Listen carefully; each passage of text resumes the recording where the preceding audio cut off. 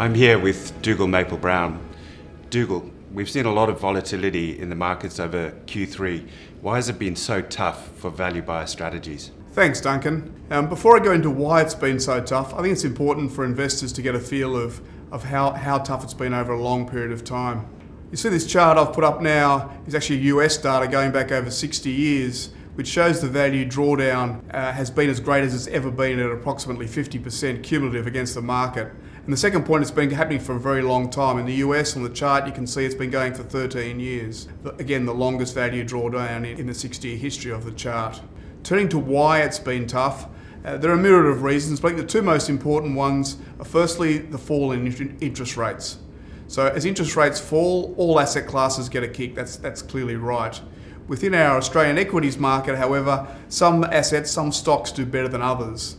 And frankly, the longer duration the cash flows, so the more they are out in the future, the bigger kick they get from falling rates. Now in an equity context, that's growth stocks, which by definition have cash flows further out in the future, do better than value stocks.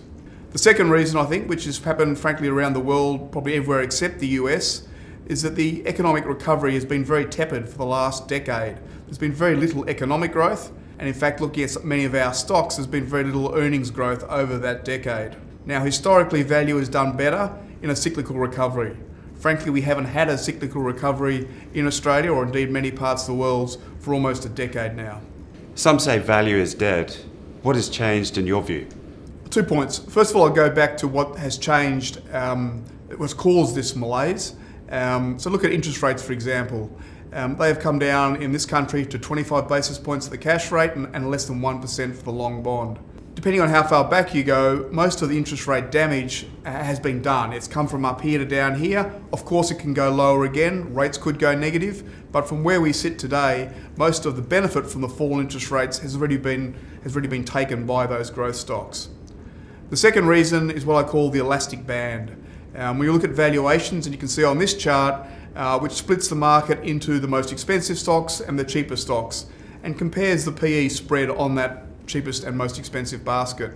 Now this is a 20-year chart, and over time that spread has been about 12 or 13 PE points. So how I read that is the cheapest stocks are traded at about 10 times earnings and the most expensive at 22, 23, 24 times.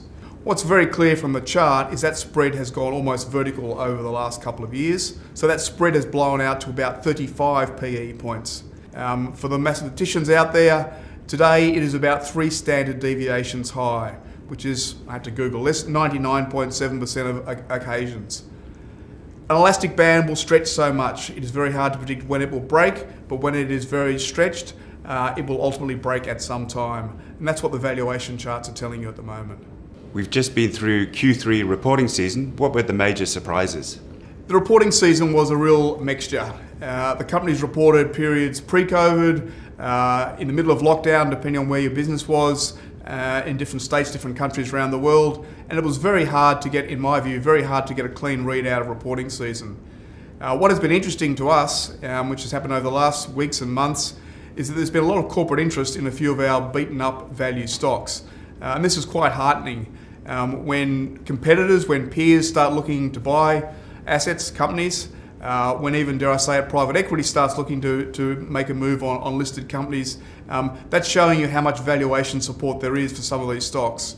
So in our portfolios, we typically hold about 30 stocks. We've had 4 stocks either under takeover or M&A interest in the last couple of weeks. So in case of Boral, the Seven Group took a 20% stake. Helios sold their largest division of medical centres. Janice Henderson, an active shareholder, took 10% of it. And then finally, just this last week, a full takeover bid for Link. This gives us quite some encouragement that the valuation support that we've seen in many of these stocks for some time now is now being recognised by third parties. So why do you think we're seeing a lot of this corporate activity? I think in essence, Duncan, is that interest rates are low, capital is cheap, and many of these stocks are cheap in a relative sense, and that's finally now being realised. Given what you've just said, Dougal, what's the upside opportunity? The drawdown has been as big as it's been in history, and frankly, we see the upside in the same light. And what I take comfort from 2 things. First of all, our history. Our firm's been going since 1984, and there have been a couple of times when our underperformance has been as bad as this, and that was in the tech bubble, and that was in pre to the GFC. In both those times, performance recovered very strongly, and we are fairly confident this will happen again here today. The second, and this is a forecast, so we can't be as sure, but the forecast alpha from our analysts bottom up on our portfolio is as large as it has ever been in our history. So we think the spread between our portfolio in the market is as wide as it's been. In essence, this has been a record drawdown and we're forecasting a record recovery. When that will happen, who knows? But value has become such a small niche strategy with everybody playing on the growth side, then when the turn comes, and it will come, then the upside will be big. Just on that point, do you think there is a high correlation across investors' portfolios?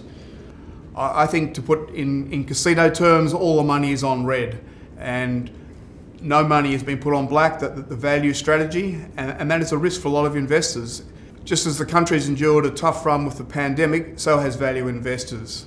But with valuations so stretched and all the money on one side of the table, now is not the time to give up on value.